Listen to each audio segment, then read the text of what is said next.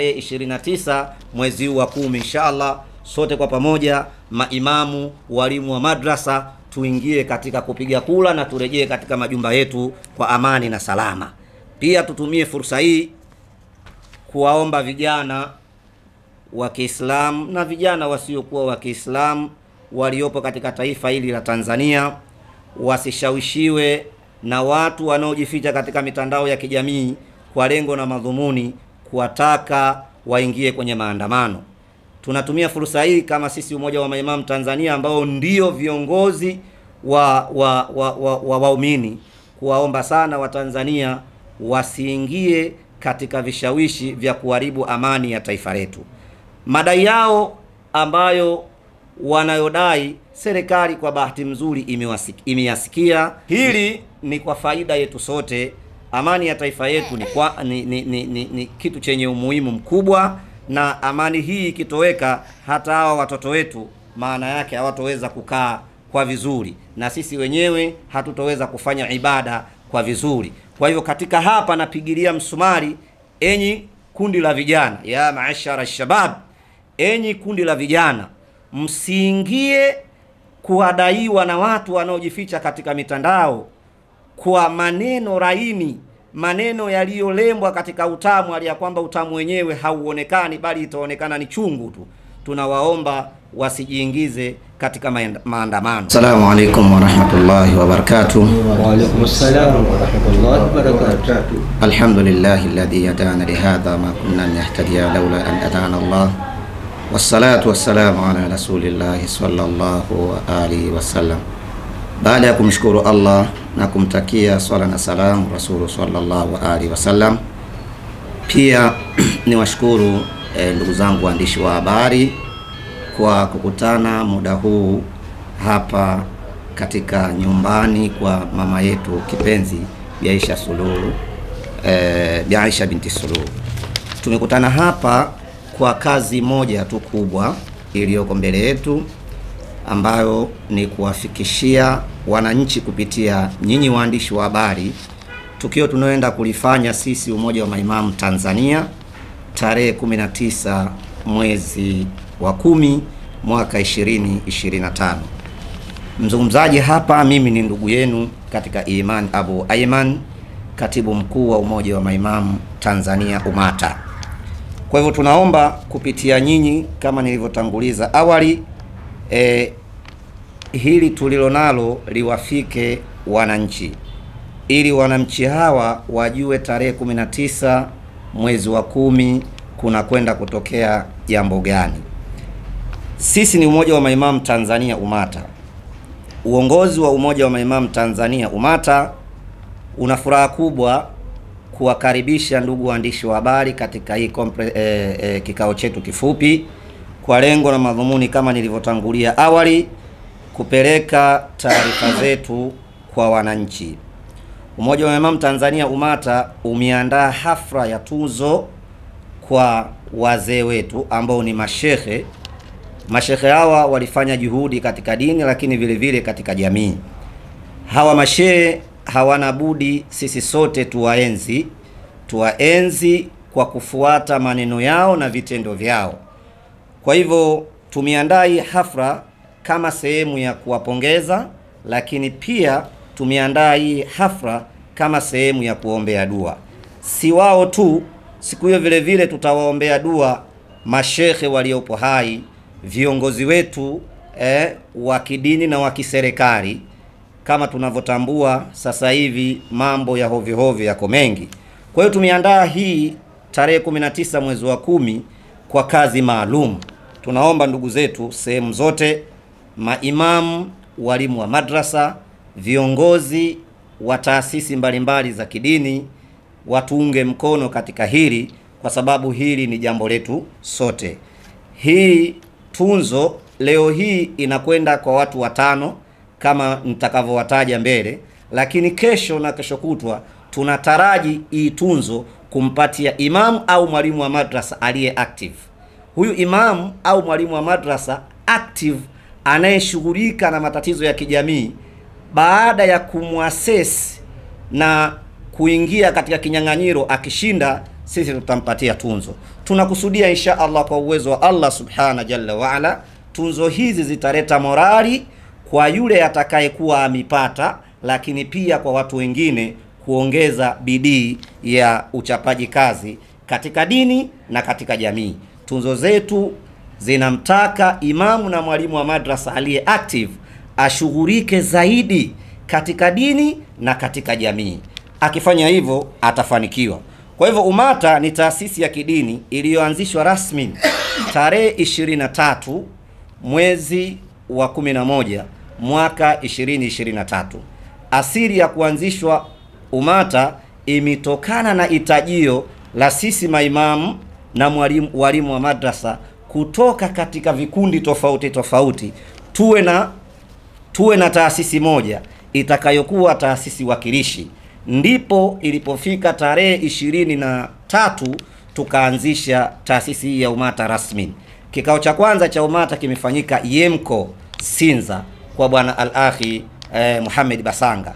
Alhamdulillah, timu hii yote ilikuwa ni katika watu ambao waliokutana tarehe 23 tukaanzisha hii. Lengo letu na madhumuni kuwaunganisha maimamu. Yani UMATA lengo lake kuu kuunganisha maimamu, lakini pia kuwaunganisha walimu wa madrasa, kuwa na sauti moja wakilishi katika majambo mbalimbali. Lakini kupitia mujitamaa wa pamoja, tunaamini kwamba maimamu na walimu wa madrasa watakuwa active wakati wa kutekeleza majukumu yao, na vile vile wao wenyewe watapata faida na wafuasi watapata faida. Kwa hiyo lengo la kwanza la kuanzisha UMATA ni kuunganisha maimamu na walimu wa madrasa ili wawe na sauti wakilishi, sauti ambayo au njia ambao watakayokuwa wakiitumia kama kufikisha da'wa, kufikisha programu mbalimbali, basi ziwe programu zile za pamoja. Kwa hivyo kulingana na madhumuni hayo, kuwa sauti moja ya wakilishi katika jamii na kujenga jamii iliyo bora. Kama tunavyojua ndugu waandishi wa habari, Waislamu wengi hivi sasa wana mitihani mikubwa sana. Tukija sisi kwa maimamu, walimu wa madrasa, kadhalika na Waislamu ambao ni wafuasi wetu. Muislamu leo yuko tayari waungane katika kikundi, wanunue ardhi, kisha baada ya kuipata ile ardhi wakamtafute mtu, yule mtu badala kushirikiana na wao katika kujenga, anahamisha ule umiliki unakuwa wake yeye. Ikitokea Allah amemuua, basi inakuwa ni urithi wa familia yake. Watu wanaendelea kuendeshwa. Sasa sisi kama walimu wa madrasa na maimamu tukaona hii haiwezekani. Wataawanu birri wa taqwa, inatakiwa tusaidiane sisi katika wema na kumcha nani? Allah subhanahu wa ta'ala. Sisi tumifanya na wewe njoo tuunge mkono ili tusonge mbele. Kutokana na hali hiyo, huu umoja wa maimamu Tanzania vile vile unashughulika na makusudio vile vile kuiandaa jamii Waislamu na ile jamii inayotuzunguka katika misikiti yetu kunako maadili yaliyo mazuri. Kama tujuavyo, sasa hivi ushoga uko kila mahali. Sasa sisi kama maimamu, kama hatujawa na kikundi kinachowakilisha vizuri, tunapokaa na kuamua vizuri namna gani da'wa zetu zitafanyika, tutakuwa tunafanya ndivyo sivyo, hali ya kwamba tunaipelekea jamii kuingia katika makosa makubwa. Kwa hivyo kadhalika, miongoni mwa lengo letu sisi kama maimamu, tulikusudia kupitia umoja wa maimamu Tanzania UMATA tupate kuendelezwa kielimu. Mathalan, mimi naweza nikawa na mutawasito, mwingine ana thanawi, mwingine ana jamia, lakini hatuna pengine uzoefu katika masala mbalimbali ya kiongozi. Kwa hiyo ule ujuzi ambao sisi hatuko nao, kwa kutumia umoja wetu tunaweza tukapata ujuzi na skills mbalimbali.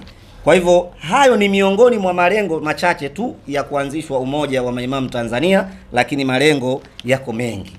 Hivyo basi leo, pamoja na kufanya hii conference, lengo letu taarifa zetu ziifike jamii kwamba insha Allah tarehe 19 mwezi wa 10 mwaka 2025 mwaka huu tuliopo, tunaenda kufanya tukio kubwa kama nilivyosema, tukio la uzinduzi wa dua. Lakini pia dua hii itakuwa kwa wale ambao waliofanya juhudi, akiwemo shekhe wetu rais mstaafu ambaye ni marehemu Rais Ali Hassan Mwinyi rahimahullahu taala. Huyu tutamfanyia dua, lakini pia tutampa tunzo ya kumheshimu kwa mchango wake katika jamii, lakini vile vile katika dini. Shekhe huyu Al Hassan Mwinyi, kwa ufupi tu kwamba alikuwa ana uwezo akaenda kwa Sheikh Muhammad Nasoro kule Manzese, ambako na mimi nimekulia kwa Sheikh Muhammad Nasoro kule Manzese. Anakwenda kule, anafanya harakati zake, baada ya muda unaweza ukashangaa rais anatembea kutoka pale Masjid Ngamiani, anatembea na mguu anakuja mpaka kule barabarani Baresa. Hii yote ni kuonyesha namna gani huyu mtu alikuwa anafanya jitihada katika jamii. Na kuna baadhi ya masiku alitembea kwa mguu mpaka ule msikiti wa Masjid Huda pale Argentina. Na alipofika pale Masjid Huda Argentina, huyu Rais Mwinyi akapelekewa shida kwamba hapa Masjid Huda Argentina kuna shida ya ujenzi, tunataka simenti, tunataka hivi. Akatoa matani ya malori ya simenti. Kwa hivyo huyu amefanya juhudi kubwa sana. Sio hilo tu, katika serikali ambao ni jamii yote ameifanyia mambo makubwa sana. Kwa kuguswa hilo, sisi tunampa tunzo ya heshima. Sisi Umoja wa Maimamu Tanzania tunampa tunzo ya heshima Rais mstaafu Ali Hassan Mwinyi. Lakini tunao wengine ambao Sheikh Hassan bin Amir. Sheikh Hassan bin Amir ni sheikh, lakini amefanya juhudi kubwa kweli kweli katika jamii, kadhalika na katika dini. Shekhe huyu sisi tunampatia hii tunzo, alhamdulillah walillahi al-izza, pamoja na kumuombea dua, lakini tunampatia hii tunzo. Tunayo shekhe mwingine hapa, tupo karibu na Markaz Shadhir, Sheikh Nuruddin bin Hussein bin Mahmud amefanya juhudi kubwa. Hiyo Markaz Shadhir inaonekana hapo, yeye amefanya juhudi kubwa kuendesha hiyo markaz. Amefanya juhudi kubwa kusaidia watu wamfahamu Allah subhanahu wa ta'ala. Amefanya juhudi kubwa kusaidia watu wapate maendeleo.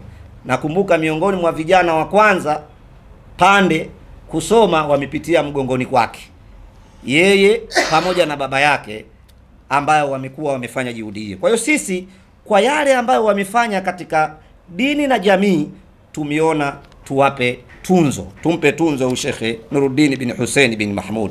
Tunaye mtu wa tatu wa nne ni Mzee Adam Sap Mkwawa. Mzee Adam Sap Mkwawa amefanya juhudi kubwa sana. Amefanya juhudi naye, kama sijasahau, yeye ndio spika wa kwanza. Mzee Adam Sap Mkwawa yeye ni spika wa kwanza. Mzee Adam Sap Mkwawa katika kabila la Wahehe kule alikuwa anafanya juhudi, analingania mpaka eneo lake hivi sasa kuna msikiti na kuna kina Adamu, kuna kina wale Abasi na wengine wengi. Hii yote ni juhudi yake. Kwa juhudi hii aliyofanya, sisi tumeona tumpatie tunzo ya kumheshimu na kuwaomba Watanzania wamheshimu na kuomba Watanzania wajifunze kupitia huyu mheshimiwa. Lakini mtu mwingine ni Mzee Abdullah Saks. Kuna vitabu maarufu anaviandika Sheikh Muhammad Said, mwandishi mashuhuri, yupo pale Magomeni, anaandika vitabu mashuhuri na ameandika kuhusiana na huyu mzee na juhudi zao hapa walipokuwa wanazifanya Kariakoo na maeneo mengine. Kwa hiyo kulingana na juhudi zile, sisi tumeona vile vile tumuombe dua, lakini na kumpa tunzo siku hiyo ya Jumapili. Kwa hivyo katika tunzo hizi tunakusudia wageni waalikwa mbalimbali watahudhuria.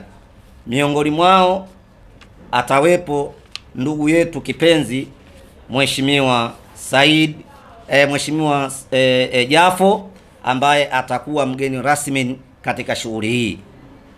Na vile vile mgeni wetu maalum insha Allah atakuwa Mheshimiwa Mufti wa Tanzania Sheikh Abubakar Zubair bin Ali hafidhahullahu ta'ala.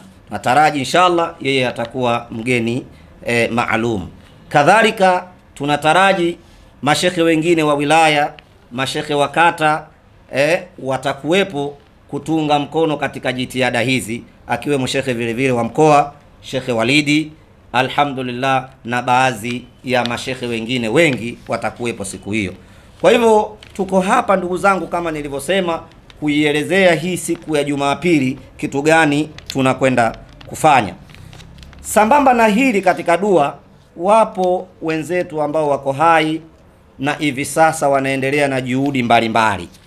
Watu hawa tumewaingiza muda mrefu katika dua zetu tunazofanya. Dua hizi kumbuka kwamba tulikuwa tunafanya ngazi ya misikiti, mpaka sasa hivi tunaona tuendelee kuzifanya katika ngazi kubwa kubwa. Na dua hii kama nilivyosema itafanyika katika ukumbi wa Lamada, ratiba kuanzia saa 2 asubuhi inshallah siku ya Jumapili. Tunakusudia vile vile kumuombea rais wetu kipenzi Mama Samia Suluhu Hassan dua. Yeye anafanya kazi kubwa katika jamii, anafanya kazi kubwa, ingawa baadhi ya watu wana maneno ya hapa na pale, lakini sisi tuna wajibu kuiona kheri na kuitangaza ile kheri, na yule mwenye kufanya kheri kumuombea kwa Allah subhanahu wa ta'ala amthibitishe zaidi na amwezeshe Allah zaidi, kadhalika amuepushe na shari. Rais Samia Suluhu Hassan kazi zake anazofanya ni kubwa, na sisi kama umata tuko pamoja naye, na insha Allah tarehe ikifika majibu yetu atayaona, bila shaka majibu atayaona, na ni majibu ya wazi.